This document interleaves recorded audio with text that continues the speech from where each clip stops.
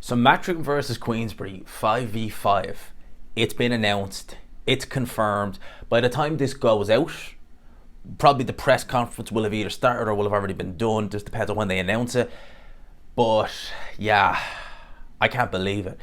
You know, when they talked about this concept, I think they talked about it on the Joshua Ngannou kickoff press conference. I was kind of like, okay, 5v5 Matchroom Queensberry. It depends. It could be good, but at the same time, I'm thinking, are they going to go real conservative? That it's going to be kind of, you know, one fight will definitely be a Matchroom win and one fight will definitely be a Queensberry win. If you get it like that, or are they actually going to go and try and make this a really good card? And they haven't just made it a really good card. They've made this an exceptional card. Because on the top of the bill, you have Dmitry Bivol, Artur Beterbiev. Now that fight in of itself, for a variety of reasons, it's a fight I'm looking forward to. Probably more, with the exception of Undisputed, a heavyweight, Fury Usyk, it's probably the fight I'm most looking forward to.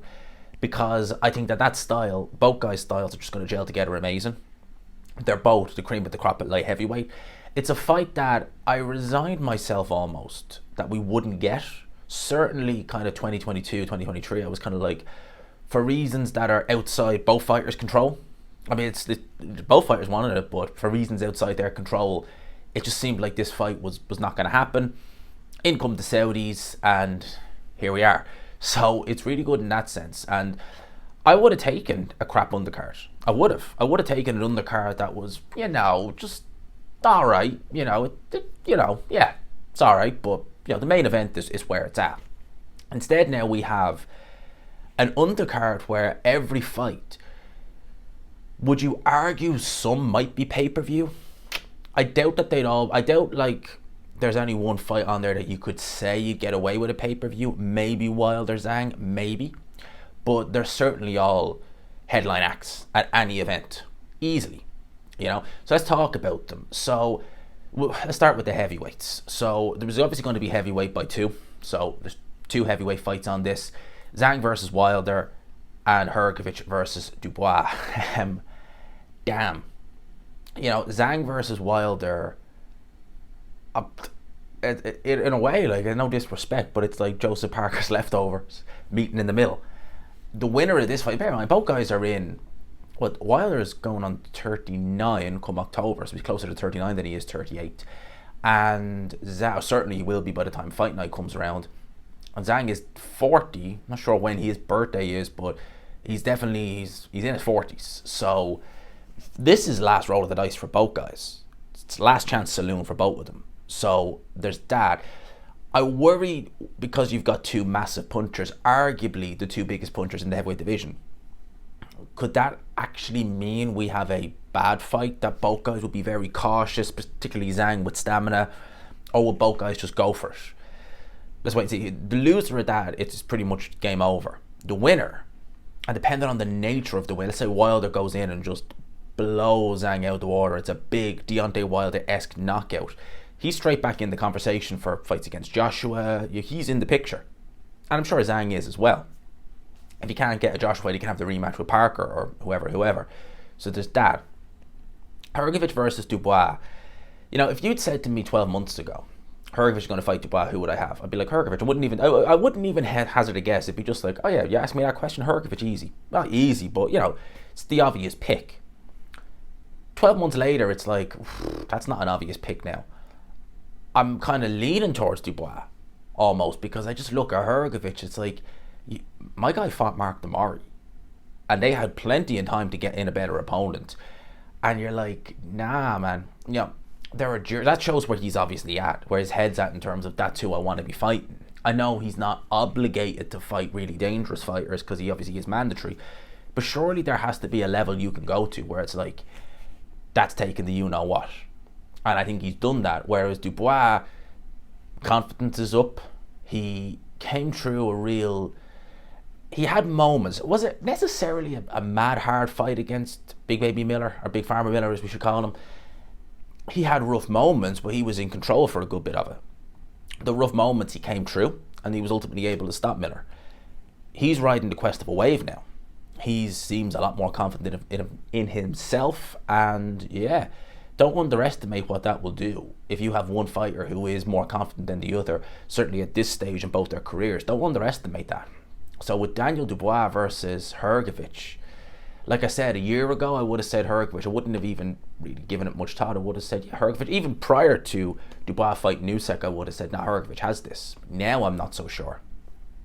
Nikki Ball versus Raymond Ford. You know, there was a lot of talk, would this fight actually happen? Because Nikki Ball is the obvious pick for Frank Warren, obviously.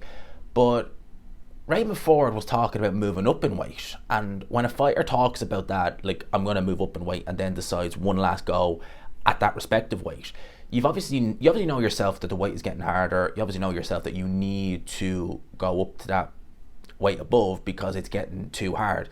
You stick around for one fight too long, that can be the difference. You could be the better fighter, but that could be the difference between winning and losing. And I wonder, is that going to happen with Raymond Ford? Nikki Ball, I mean, if he had got the win over Vargas, this would be unification. So there you go. We get the second bite of the cherry. Not long, really. It's only March, so only a couple of months after, well, less than 3 months. So straight back in at world level for Nikki Ball. He didn't get it done against Vargas. It was a draw. I think he's got a good chance of getting it done this time. It's a good fight. Obviously got Willie Hutchinson versus Craig Richards. I think that, yeah, like Anthony Yarde would have been the obvious pick. And had it been Anthony Yarde, I'd be making him firm favourite over Craig Richards. I would. Craig Richards is more proven than Willie Hutchinson. Willie Hutchinson, I think, came up from... I know Craig Richards came up from 168, but that was a long time ago. That was 2018, I think, or 17 or 18 against Buglioni, and he stuck around at light heavy. Whereas I'm pretty sure Willie Hutchinson started at super middle and has only kind of just moved up in the last couple of years anyway to light heavy. I've watched Hutchinson since he was fighting on the David Haye shows on Dave, and I've never really been, you know, I've not seen a performance from Hutchinson where I'm just like, damn, we've got something here. Craig Richards is more proven. Yeah, he didn't look amazing last time around, but I think he'll do the job. I'd be favouring Craig Richards. This is probably the one fight where I would look at and I would say, out of all of them, this is the one where I'm looking and I'm like, yeah, Craig Richards should really get the job done. I could make a case for all the other ones being, you know, 50-50 competitive, but this one I'm just kind of like, nah, Richards should do it.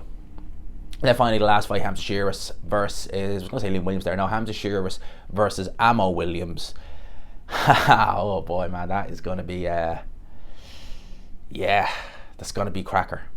That's going to be cracker. I think Amo Williams is tremendously talented, quite athletic. He's a good fighter, very good fighter.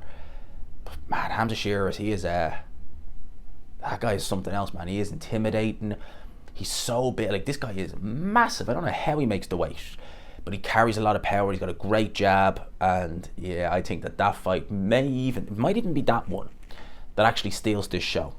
Like, out of all the fights, I'm thinking that might be the very one that, when it's all said and done, and when we look at, now, Beterbiev, Bivol will probably steal the show because it will be that good. But if we look at the 5v5 as a whole, I'm reckoning that's the one that is most likely to steal the show.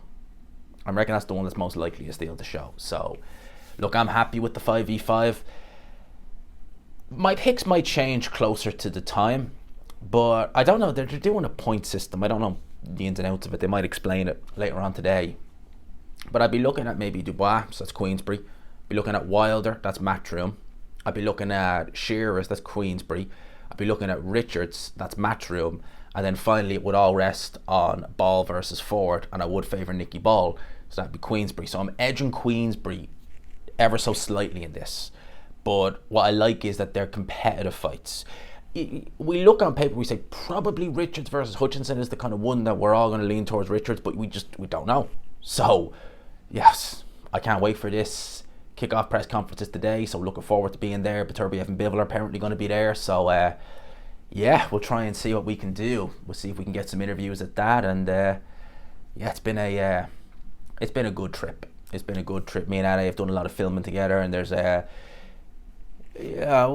there might be something in the background that we're trying to work on, so let's wait and see how that goes. But yeah, other than that, it's been good. So let me know your thoughts in the comments below. I hope you enjoyed it, people. Smash the like button if you could. Subscribe, of course, as always, if you haven't already. Peace.